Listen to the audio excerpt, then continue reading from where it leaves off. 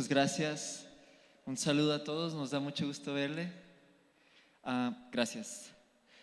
Si alguien nos acompaña por primera vez el día de hoy, me gustaría que levantara la mano y que pudiéramos saber si alguien es la primera vez que nos acompaña hoy en la reunión. Ok, ¿qué les parece si les damos un aplauso a cada uno de los que están aquí? Bienvenidos, nos da mucho gusto que nos acompañen. Esperamos que el día de hoy sea de bendición para ustedes, que Dios hable a sus vidas así como a cada uno de nosotros. ¿Les parece si comenzamos orando y vamos a pedir al Señor por el mensaje del día de hoy? ¿Está bien? Padre, te damos gracias, Señor. Yo te doy gracias, Dios, por cada persona el día de hoy que está aquí. Gracias, Señor, por cada persona que está acompañándonos desde su casa u otro lugar, Señor, a través de la transmisión en vivo. Señor, gracias por tu presencia en este lugar. Gracias, Dios, por tu amor. Gracias por tu misericordia. Gracias, Señor, porque tú derramas abundantemente, Señor, todo lo que tú eres, Señor, para nosotros, Dios. Gracias te damos, Señor, y pedimos que el día de hoy, Señor, tú nos hables, que el día de hoy tengamos expectativas, Señor, de escucharte, que el día de hoy tengamos corazones abiertos, Señor, oídos atentos, ojos espirituales, Señor, listos para ver, para admirarnos, Señor, en quién tú eres, para escuchar tu voz y para abrazar tu palabra, Señor, y guardarla en nuestro interior. En el nombre de Jesús te lo pedimos, Señor. Amén. Amén. Bien, pues como decía el pastor José Luis, estamos cerrando esta serie. Es una serie, creo yo, que ha sido muy buena. ¿Cuántos están de acuerdo? Conociendo a Dios, conociendo más a Dios a través de algunos de sus nombres. Son muchísimos los nombres que Dios tiene en la Biblia, pero estaremos todo el año viendo eso. Pero escogimos 10 nombres, ¿verdad? Para ver, y hoy vamos a ver el último, que es Adonai.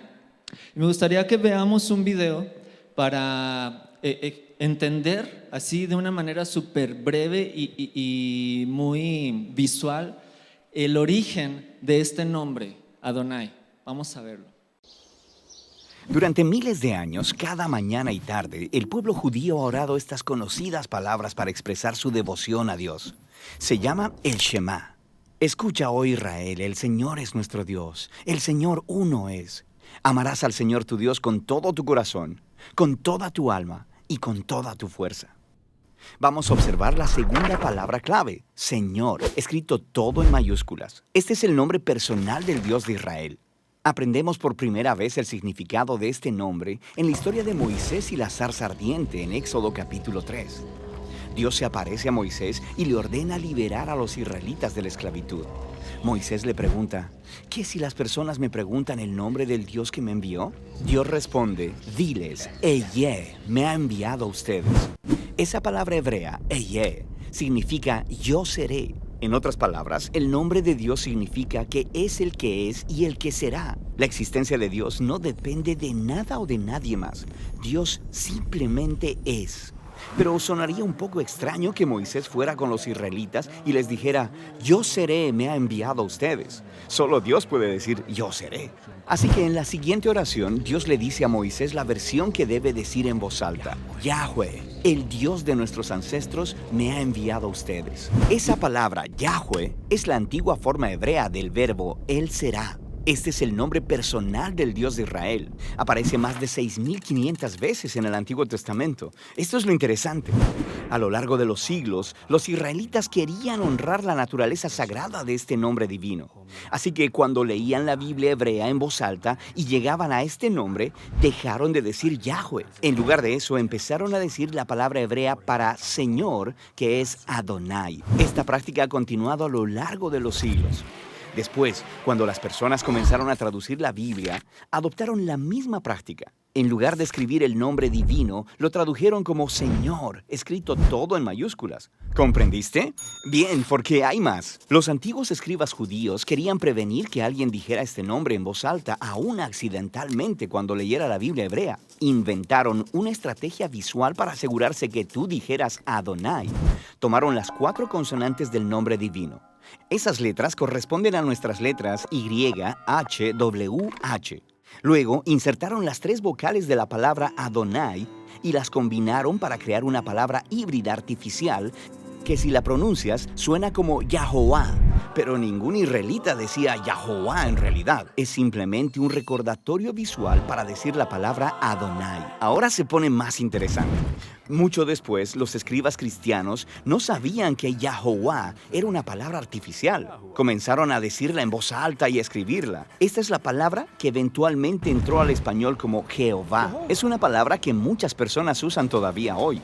Pero lo principal es que la palabra Señor, en letras mayúsculas, es una indicación del nombre divino. No la confundas con la palabra Señor, que no está todo en mayúsculas en tus traducciones al español. Esa es en realidad la palabra hebrea Adón, que solo significa Señor o amo. Esta palabra puede referirse a reyes o al amo de un siervo, o incluso a un pastor de ovejas. En ocasiones, los autores bíblicos usan esa palabra para referirse a Dios en frases como el Señor de toda la tierra o el Señor de señores. Detrás de todas estas palabras, Jehová, Señor, Adonai, está el nombre divino original del Dios de Israel. Se refiere al que era, es y siempre será. Básicamente es una palabra que significa Señor y se usa como sustituto para el nombre personal de Dios, que es Yahvé. ¿Sí? No sé cuántos sabían esto, si no, pues ya, por lo menos ya aprendieron una cosa nueva el día de hoy. Entonces, Yahvé se sustituye por Adonai y Adonai tiene este significado que es Señor, que es dueño.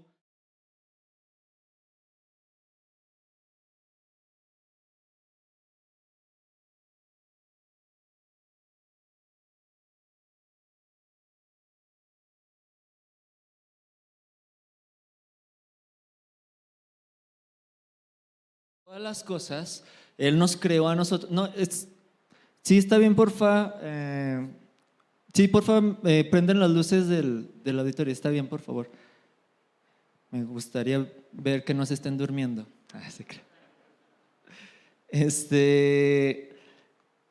Y entonces, a Dios como creador de nosotros y de todo el universo, de todo el mundo, las galaxias, etcétera, etcétera, Él tiene un derecho de propiedad sobre todo. ¿Sí? Dios tiene un derecho de propiedad sobre todo, sobre todas las cosas y sobre todos nosotros, cada uno de nosotros. Él es el Rey absoluto y Él nos creó, así es que Él tiene derecho para gobernar sobre nosotros como Él quiere. Y en teoría eso suena lógico, ¿no? Suena lógico, suena razonable, tiene sentido, pero en la práctica, en la práctica, ¿verdad? En la práctica es otra cosa. Porque nosotros probablemente no sabemos por experiencia propia lo que es vivir bajo una soberanía absoluta. ¿Sí? O sea, una soberanía legal, refiriéndome a forma de gobierno, ¿sí? A un gobierno que sea donde una sola persona, ¿sí? Una sola persona es la que gobierna sobre todo un territorio, sobre todo un país o sobre todas las personas. Nosotros no sabemos, no hemos experimentado eso. Ese tipo de gobierno se llama autocracia. ¿Sí? Autocracia, donde una sola persona es la que tiene el poder. La hemos conocido a través de los reinos, de las monarquías, ¿verdad? Nosotros no sabemos lo que es estar bajo una monarquía, un reino. En México nunca hemos tenido, bueno, hace muchísimos años, ¿verdad? Agustín de Iturbide fue el primer emperador de México, pero nada más fue poquito menos de un año, así es que no vale. Y unas décadas después, Maximiliano de Habsburgo también fue emperador de México por 3 años y cachito. Pero ¿cuántos de aquí conocieron a Iturbide o a Maximiliano? Ni nuestros abuelos, yo creo, ¿no? Ni nuestros bisabuelos, tatarabuelos, quién sabe. Pero ya tenemos muchos años en que México no ha sido un imperio, fue un imperio y hasta como que se siente de caché, ¿verdad? México fue un imperio en algún momento. Pero en realidad nosotros no sabemos lo que es vivir bajo el gobierno de una sola persona, como es el caso de otros países al otro lado del océano, ¿verdad? En Asia, en Europa, en África, donde sí han habido reinos, donde todavía hay reinos, ¿sí? Algunos ya simplemente son más de título que de función realmente, pero hemos escuchado incluso de países donde esos reinos, monarquías o gobiernos se vuelven totalitarios, ¿verdad? Se vuelven dictaduras. Y muchas veces las monarquías, las dictaduras se vuelven tiranías. ¿Por qué? Porque la condición del ser humano, la condición humana pecadora, nos demuestra que el ser humano no sabe cómo manejar correctamente el poder absoluto. ¿Sí? Los hombres y las mujeres no sabemos cómo usar el poder absoluto. Y por eso es que se corrompen al grado de abusar de la autoridad, de oprimir a la gente, al pueblo, de usar su autoridad de una mala manera.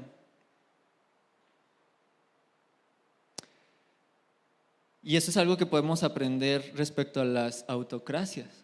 Pero algo que sí hemos nosotros experimentado y que estamos experimentando todavía hasta el día de hoy, junto con muchos otros países en el mundo, es la democracia, ¿verdad? ¿Cuántos saben lo que es democracia? Ok. Democracia es cuando el pueblo tiene voz, opinión, derecho de protestar, de reclamar, de exigir, ¿sí? Incluso hasta de escribirle al presidente y exigirle cosas. Tiene el derecho de elegir a sus autoridades y poner a sus autoridades, en teoría. Y la democracia es algo a lo que nosotros tendemos más, ¿verdad? Y es algo más familiar para nosotros, donde tenemos ciertos derechos que deben de respetarnos y nosotros tenemos cierta opinión o cierta voz para poder decir algo. Bueno, obviamente cuando somos ciudadanos legales.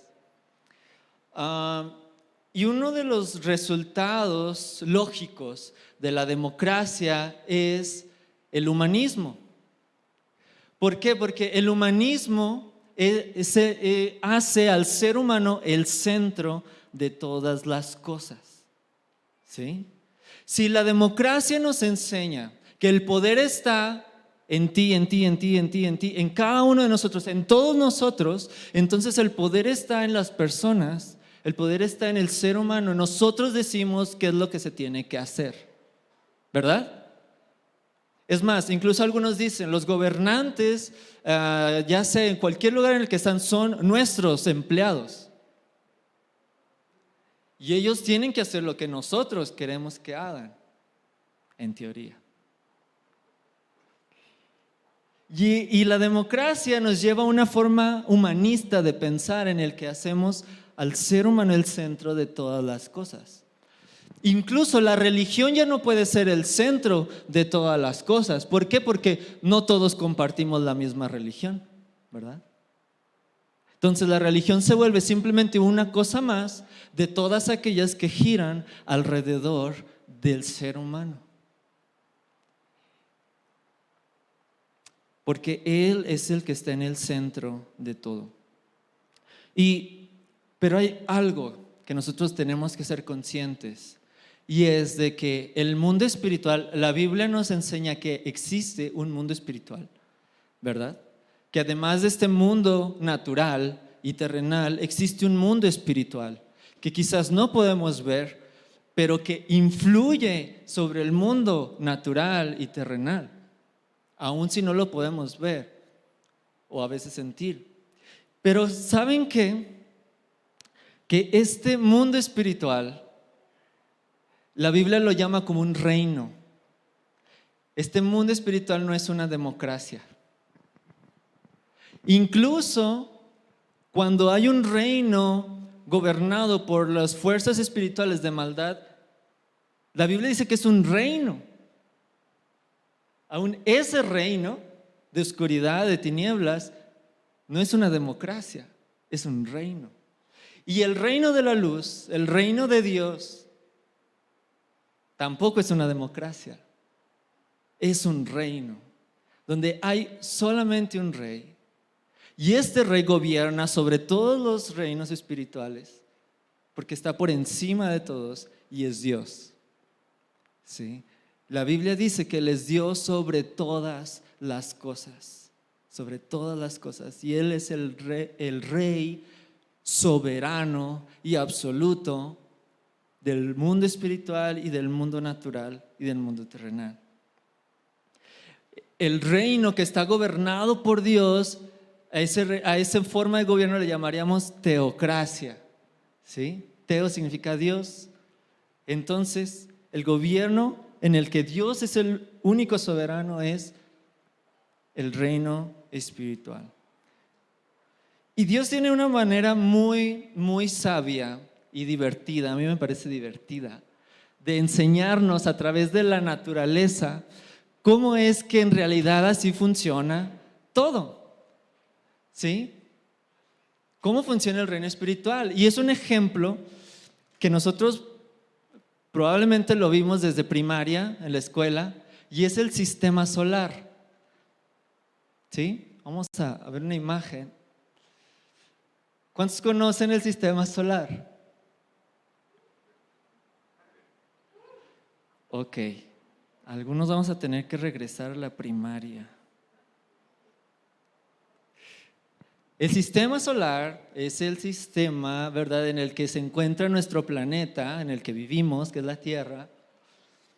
Sí, está compuesto por una estrella principal que es el Sol y por un par de planetas, entre los cuales está el nuestro, la Tierra, algunos asteroides y uno que otro cometa que nos visita de vez en cuando. Ahora, ¿cuál es el centro de este sistema planetario o astral? ¿No es la Tierra? ¿No es la Tierra?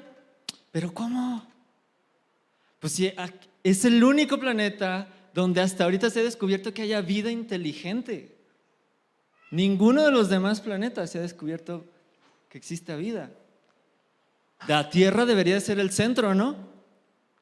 Es el más importante de los planetas, donde estamos nosotros, obviamente tendría que ser el centro de nuestro sistema, ¿no? Pues no. Claro y absolutamente que no. La Tierra no puede ser el centro del sistema solar, ¿sí? Es el Sol, la estrella de nuestro sistema, el que es el centro, y alrededor de él giran cada uno de los planetas y cada uno de los cuerpos celestes que se encuentran en esta área del espacio, ¿sí? Y la Tierra es un pequeñito punto dentro del sistema solar. Y el sistema solar es un pequeñito punto dentro de la Vía Láctea, que es la galaxia en la que se encuentra el sistema solar. Y la Vía Láctea es un pequeñito punto dentro de todo el conjunto de galaxias que existen en todo el universo. Pero el pecado dentro del corazón del ser humano nos eleva la soberbia y el orgullo de creernos que somos el centro del universo. ¿sí? Y pensamientos como el humanismo y muchos otros más colaboran con eso, con esa naturaleza que nosotros tenemos, que nos hace pensar que nosotros somos el centro de todo lo que gira y de todo lo que existe en el mundo. Y probablemente no lo decimos con palabras, ¿verdad? Yo soy el centro de mi mundo, ni nada por el estilo, pero muchas veces vivimos como si creyéramos que lo fuéramos. Culpable. Yo soy culpable de eso. Y por lo tanto, esa actitud, esa soberbia, ese orgullo, ese pecado, nos hace que rechacemos de manera natural todo tipo de autoridad en nuestra vida. No nos gusta tener autoridad sobre nosotros. No nos gusta tener personas que estén por encima de nosotros y que nos digan qué hacer. No les voy a decir que levanten la mano porque yo sé que no nos gusta. ¿Sí? Y cuando decimos que Dios es soberano y Él tiene el derecho total de hacer lo que quiera con nuestra vida, ¿verdad? Como que algo se siente por ahí dentro. Si somos honestos, que no nos agrada del todo. Pero ¿sabe qué? La manera en la que nos relacionamos con la autoridad aquí en la tierra, con la autoridad terrenal, llámese padres, maestros y cualquier otro tipo de autoridad civil, refleja cómo es la manera en la que nos relacionamos también con la autoridad de Dios. Te lo voy a repetir. La manera en cómo nos relacionamos con la autoridad aquí en la tierra refleja la manera en cómo nos relacionamos con la autoridad de Dios. ¿Sí? Cualquier tipo de autoridad. Es que le puedo preguntar esta mañana, ¿cómo es su relación con la autoridad? No me responda. Piénselo ahí usted. ¿Cómo es nuestra relación con la autoridad? ¿Cómo reaccionamos cuando tenemos interacción con alguien en autoridad? ¿Cómo es nuestro trato? No de la autoridad hacia nosotros, de nosotros hacia las personas que están en autoridad. Puede pensarlo tantito.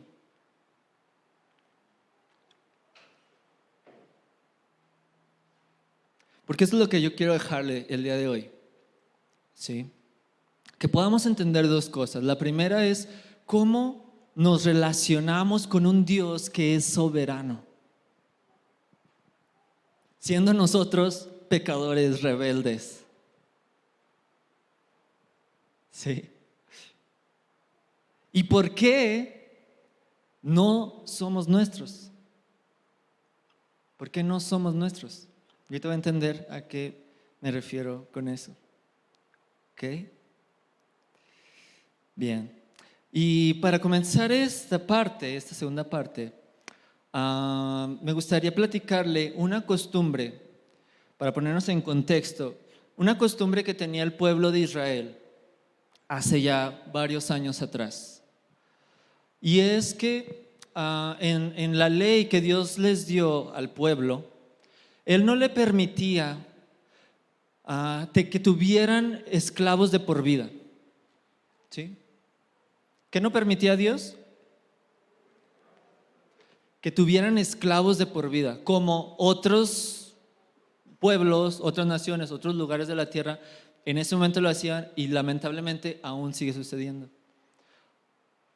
Pero Él no les permitía al pueblo de Israel que tuvieran esclavos de por vida, sino que Él les dio una condición, ciertas normas de cómo era permitida la esclavitud dentro de ellos, dentro de su pueblo, que no era una esclavitud como nosotros la conoceríamos o como la podemos identificar o como tenemos la idea en nuestra mente de lo que es esclavitud, que es donde alguien se está aprovechando de otra persona, donde le está haciendo sufrir, donde abusa de él, de ella, ¿verdad? Donde hace lo que quiere con ella. Eso pensaríamos nosotros como esclavitud, ¿verdad? Pero este tipo de esclavitud que Dios permitía en su pueblo era muy, muy, muy, muy diferente. Y consistía en esto, que cuando alguna persona tenía una deuda con otra, ¿sí? Tenía una deuda que le era imposible de pagar, ¿sí? Le era imposible de pagar, aún si vendiera aún vendiendo todas sus propiedades, aún no sé, en sus propios recursos no pudiera pagar esta deuda con esa otra persona, tenía la posibilidad de volverse su esclavo. Pero en este caso es como si fuera un sirviente, ¿sí? Servirle allí en su casa, servirle a la familia de esta persona. Si esta persona tenía familia propia, también vendrían a ser parte, ¿verdad? Como esclavos de aquel a que le debía. E iba a trabajar sirviéndole hasta que pagara su deuda, ¿sí? Se le iba a pagar con trabajo, iba a pagar su deuda con trabajo. Y cuando se terminara la deuda, cuando ya saldara lo que le debía, pues ya la persona estaba libre y podía volver a ser, pues valga la redundancia, libre, y ya no le debía nada ni tenía que seguir siendo esclavo. Pero si la deuda fuera tan grande, fuera tan enorme, que aún en 7 años no pudiera terminar de pagarla, Dios tenía el mandamiento de que después de los 7 años, el dueño, el amo, ¿verdad?, que se había vuelto de la persona que le debía, tenía que liberar a la persona. O sea, tenía que, ya con 7 años tenía que considerar la deuda pagada, ¿sí?, saldada. No importa si le faltó, cuánto, lo que fuera, hasta ahí, hasta los 7 años, hasta ahí iba a ser. Y lo iba a despedir, o sea, ya estás libre, ya no me debes nada. E incluso le iba a dar cierta cantidad para que él tuviera un capital y ya pudiera hacer su vida con su familia, sin ser esclavo, ¿sí? De esta manera Dios no permitía la esclavitud de por vida. Sin embargo, había una cláusula, vamos a decirlo así, en la que si esa persona que fue esclavo del otro y aquel que fue su amo por este tiempo fue un muy buen amo, fue un gran amo, y esta persona quería seguir sirviéndole, ahora podía escoger voluntariamente, ¿sí?, voluntariamente podía escoger ponerse a su servicio como esclavo, ¿sí? Pero si lo hacía así, iba a ser ahora sí de por vida. Ahora sí iba a ser de por vida, ¿sí? Pero obviamente esto iba a ser algo voluntario, que la persona escogiera, que decidiera. No tenía la obligación de hacerlo. Y decía, no, me trató tan bien, o vivía tan bien, yo quiero seguir sirviéndole a esta persona, quiero seguir siendo su sirviente. Ok, esto es lo que hacían, era como una especie de pacto en el que al que se iba a convertir en esclavo, ¿verdad?, se ponía en el marco de la puerta, ponía su oreja en el marco de la puerta principal de la casa del amo, y el amo con una aguja le perforaba la oreja, ¿sí?, le perforaba la oreja, y ese esclavo iba a mantener esa marca toda su vida, ¿sí?, esa marca indicando que había hecho este pacto, ¿sí?, con esta persona de ser su esclavo para siempre, por gusto, voluntariamente. ¿Okay? Y es muy interesante, ¿verdad?, que existiera algo de esa manera.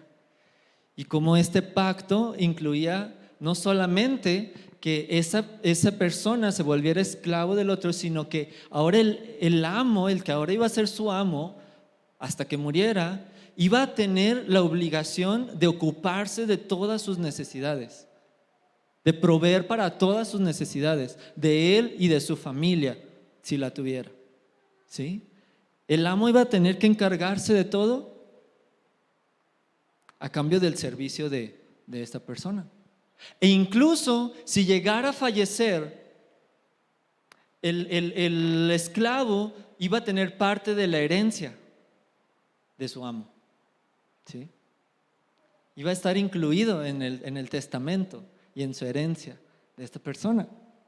Así es como Dios le enseñó a su pueblo que fuera la relación entre un amo y un esclavo o un siervo.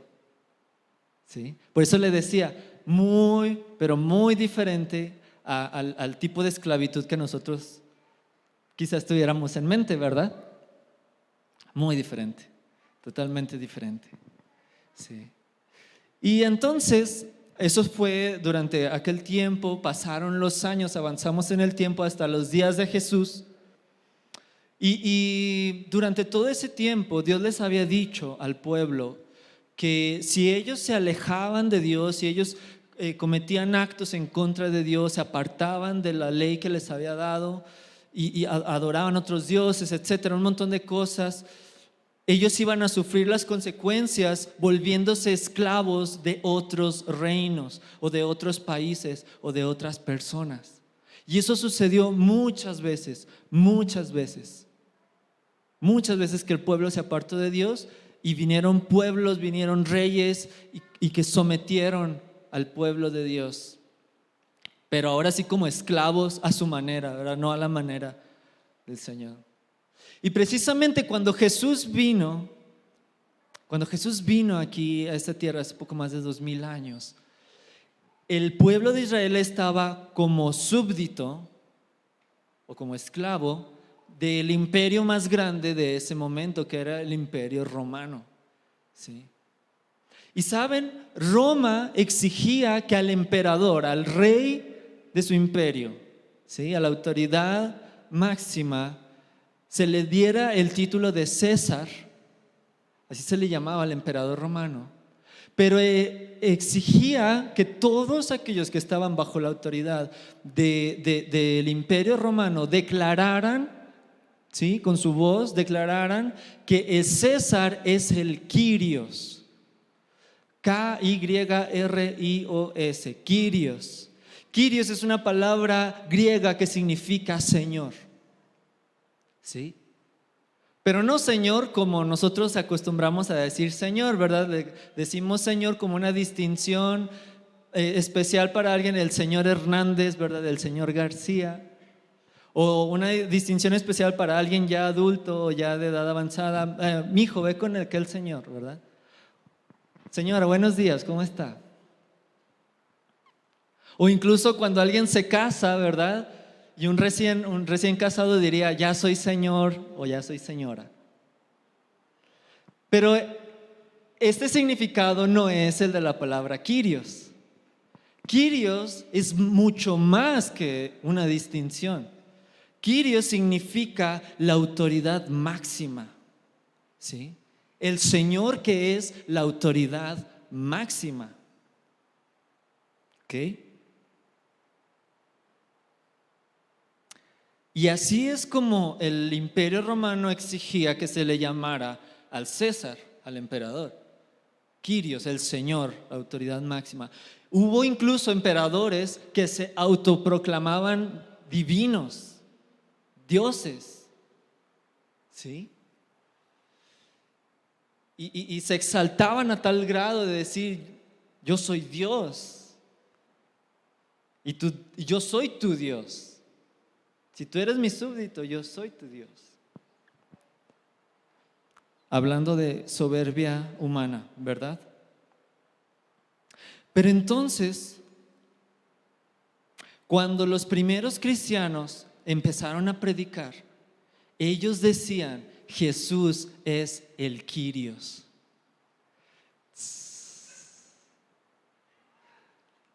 En el imperio romano nadie más podía ser el Kyrios. Solamente había uno que podía tener ese título, que era el César, el emperador. Pero los primeros cristianos decían, Jesús es el Kyrios, Jesús es el Señor. ¿Sí?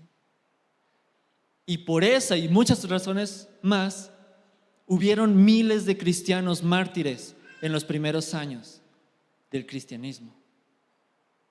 Porque se negaron a reconocer a un hombre, a un ser humano, como el Señor absoluto.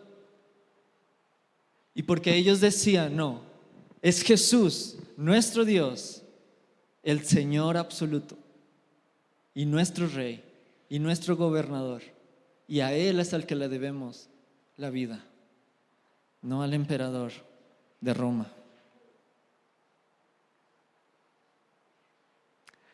Y así es como Dios siempre se ha presentado al mundo, iglesia. Siempre, desde el principio hasta el día de hoy, Él siempre y nunca ha dejado de ser el Señor soberano y Rey máximo y absoluto de todo el mundo. Vamos a leer Deuteronomio 10, 17 al 18. Deuteronomio 10, 17 al 18, por favor.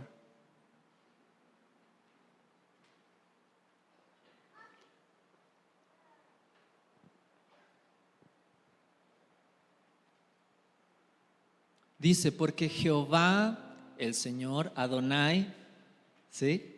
¿Se acuerda?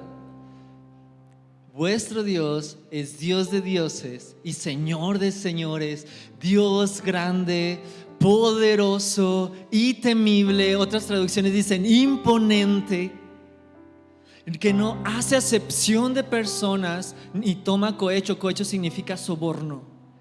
Él es justo, Él es recto, Él es soberano, Él es rey. ¿Sí? Y si la descripción de la soberanía de Dios llegara hasta ahí, nosotros tendríamos todas las razones para temer a Dios, para ni siquiera atrevernos a levantar la mirada al cielo, porque nosotros somos todo lo contrario, porque nosotros no somos justos, porque nosotros no somos buenos. Por eso cuando Dios se aparecía a un profeta o a alguien en el Antiguo Testamento y les revelaba una visión de Él, de su gloria, de su majestad, de su poder, de cómo Él podía verse y manifestarse visiblemente delante de alguien, inmediatamente la persona caía al suelo. Caía al suelo, no podía soportar, no podía ver. Y decía, ay de mí, que siendo impuro o inmundo estoy viendo al Señor que es santo. Si a cada uno de nosotros nos abriera Dios los ojos de ahorita y pudiéramos ver su majestad, su santidad, todos caeríamos al suelo y probablemente no levantaríamos la mirada, porque Dios es santo y es puro. Sí. Pero si hasta ahí fuera la descripción de la soberanía de Dios, nosotros probablemente nunca nos acercaríamos a Dios, porque tendríamos temor, porque nos veríamos indignos, porque nos daríamos cuenta que no somos merecedores de estar delante de su presencia y de que ni siquiera de que Él sea nuestro Señor. Sin embargo, ahí no termina, porque sigue el versículo 18, que aunque Dios es rey sobre todo, soberano, justo, santo, Él hace justicia al huérfano y a la viuda, y ama también al extranjero, dándole pan y vestido. Cada una de estas personas son pecadores iguales que todos nosotros. El huérfano y la viuda y el extranjero no son diferentes a nosotros, son pecadores igual que nosotros somos pecadores. Sin embargo, Dios tiene compasión de ellos. Del extranjero ¿Qué quiere decir? Alguien que pertenece a otro país, probablemente con otra religión, que adora a otros dioses, y aún así Dios tiene compasión de ellos y les da alimento y vestido. Si Dios tiene compasión de aquellos que no lo merecen, ¿cuánto más Él es compasivo con aquellos que Él ha salvado y que Él ha perdonado y que Él ha llamado para que sean sus hijos y sus hijas y le conozcan y le amen? Porque siendo Dios Rey, soberano, absoluto, toda autoridad, Él no es un rey soberbio. Él no es un rey soberbio como los reyes de la tierra. Él no es un rey que abusa de su autoridad. Sí. Él no es un rey que se aprovecha de los demás. Él no es un rey cruel y que hace sufrir sin sentido a la gente. Si en algún momento tú has tenido esa idea de Dios, ese pensamiento ha cruzado por tu mente o se ha quedado, debes de saber que es una mentira del enemigo. Porque es el enemigo el que sí es así. El enemigo también él no es un rey, pero él tiene autoridad. Pero él es un tirano.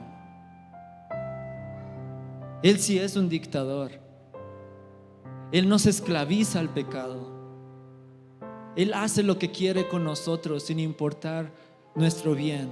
Él busca destruirnos. Jesús dijo, ¿verdad? Que Él vino a robar, a matar, a destruir. Por eso las personas que están en autoridad y que no están siendo gobernadas por Dios, están haciendo precisamente eso. Están robando, están matando y están destruyendo. Porque están siendo gobernadas, controladas por el enemigo de Dios y no por el Rey bueno que es nuestro Dios, Jesús. Y cuando Jesús, el Hijo de Dios, se hizo hombre y vino aquí a la tierra, nos demostró justamente esto. Nos demostró que de verdad Dios, nuestro Dios, es así. Que aún teniendo toda la autoridad, Él es un Rey bueno. Él enseñó, Él les dijo a sus discípulos y nos dice a nosotros también: si alguno de ustedes quiere tener autoridad, si alguno de ustedes quiere ser grande en medio de sus hermanos, sírvales, ayúdeles, busque su bien, busque su beneficio. Sí. Porque ustedes no van a ser como los que están en autoridad aquí en el mundo, que abusan de ella y se aprovechan y buscan ser servidos en vez de servir. Y Jesús lo enseñó con sus palabras, pero también lo enseñó con sus acciones. Porque en uno de sus últimos días aquí en la tierra, antes de morir y resucitar, en su última cena con sus discípulos, Él se levantó, se quitó su manto, agarró una toalla, tomó un recipiente con agua. En ese tiempo no usaban sillas, las mesas eran bajitas, se sentaban en el piso con los pies a un lado, y una persona, ya fuera el dueño o ya fuera algún niño, o si te era de dinero, tendría un esclavo o un siervo, se acercaba a los pies de los invitados a la mesa y les lavaba los pies. Sí. De la suciedad de la tierra de afuera. Y Jesús en ese momento se levanta y toma el lugar de un esclavo. Hace lo mismo que hubiera hecho un esclavo, un sirviente. Y toma los pies de sus discípulos, de cada uno de ellos, y se los empieza a lavar. Y cuando termina les dice: si yo, que soy su maestro, Y esto no lo dijo, pero yo os lo voy a decir. Si Él, siendo el rey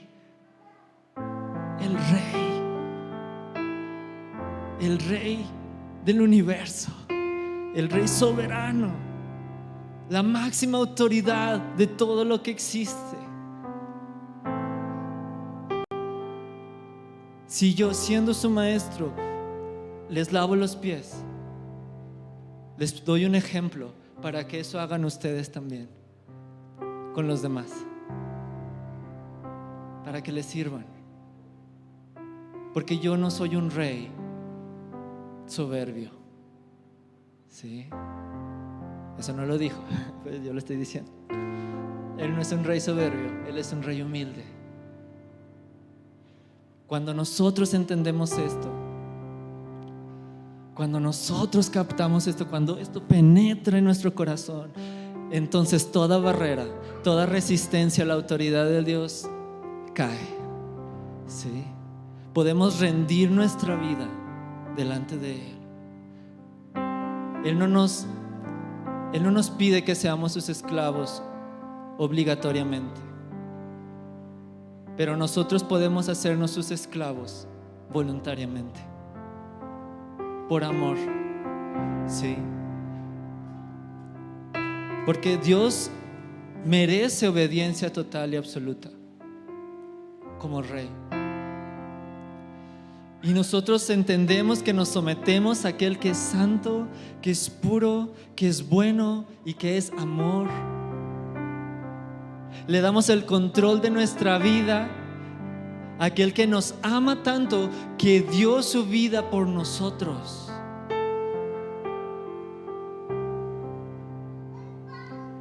E incluso Jesús mismo en ese momento les dijo: ustedes son siervos, pero yo no los llamaré siervos más, porque el siervo no sabe lo que va a hacer su Señor. Yo los llamaré amigos. Yo los llamaré amigos. Sí. Y Él dijo: porque no hay más grande amor que aquel que da su vida por sus amigos. Y este es el Dios al que nosotros podemos rendirnos, familia, el día de hoy. Aquel Dios que nos llama a sus amigos, que quiere tener esta relación de amistad con nosotros, amorosa, ¿sí? Con cada uno de nosotros. Él no quiere robots. Él quiere amigos que voluntariamente decidan seguirlo, decidan amarlo, decidan servirlo, decidan obedecerlo, decidan someterse a Él, decidan reconocer: Dios, tú eres mi Rey, tú eres mi Rey, tú eres mi Rey. Sí. Después, si nos ponemos de pie,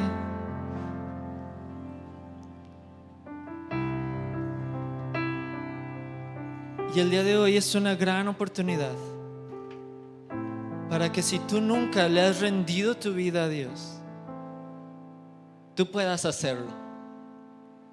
Si tú nunca le has entregado tu vida a Dios voluntariamente, porque es distinto conocer de Dios que seguir a Dios. Aún es distinto creer en Dios. Todos creen en Dios a su manera, que seguir a Dios y que obedecer a Dios y que creerle a Él. Son cosas muy distintas. Y el día de hoy podemos nosotros tomar la decisión de rendirle nuestra vida y decirle: Dios, yo te quiero seguir, porque no hay otro mejor amo, no hay otro mejor rey. El otro rey que quiere gobernarme no me conviene. Que hasta ahorita lo ha hecho y lo ha hecho muy mal. Y yo mismo soy el peor rey también sobre mí mismo y sobre las cosas que tú me has dado. Yo quiero que tú seas mi Rey. Yo quiero que tú seas el que tome control de mi vida. Tú puedes hacer esto si nunca lo has hecho el día de hoy. Incluso si estás ahí en tu casa, Tú puedes hacer esto si a lo mejor en algún momento de tu vida lo hiciste, pero después te apartaste, te alejaste de Dios.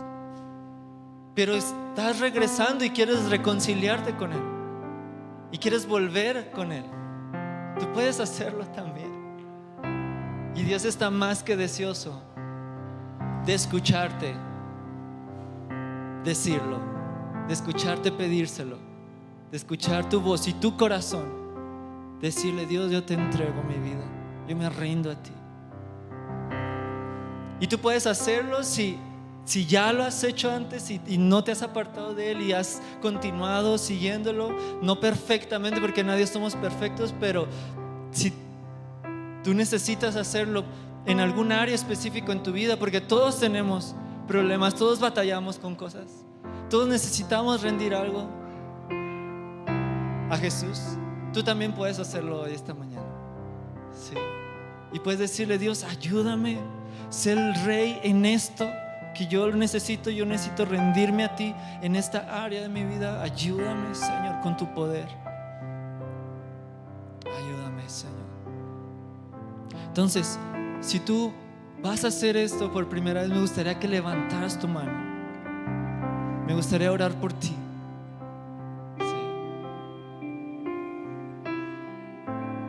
Y si vas a hacerlo para reconciliarte con Dios, también puedes levantar tu mano ahí en tu lugar. Y también vamos a orar por ti. Incluso si estás en tu casa y pon un emoji de manita arriba, también vamos a orar por ti.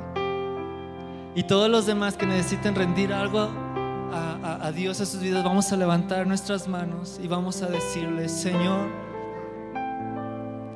yo te doy gracias por tu amor. Yo te doy gracias por tu compasión sobre mi vida. Reconozco que soy un pecador, que no lo merezco, que te he fallado en muchas ocasiones. Pero también reconozco que tú eres bueno conmigo, Señor. Que tú quieres que vuelva a ti, Señor, que regrese a ti, Señor, que me rinda a ti, Señor, que rinda mi vida a ti, Dios. Y el día de hoy te lo pedimos, Señor, cada uno de nosotros, Señor, te lo pedimos. Padre, te decimos: te entregamos nuestra vida, Señor, te entregamos nuestra vida. Sé tú nuestro Rey, sé tú nuestro Rey. Ayúdanos a conocerte más como nuestro Rey, poderoso, bondadoso, el que nos guía con amor, el que nos sirve. Sí, Señor, sí, Señor. Ayúdanos en el nombre de Jesús. Perdona nuestros pecados, límpianos, lávanos de nuestra maldad, Señor.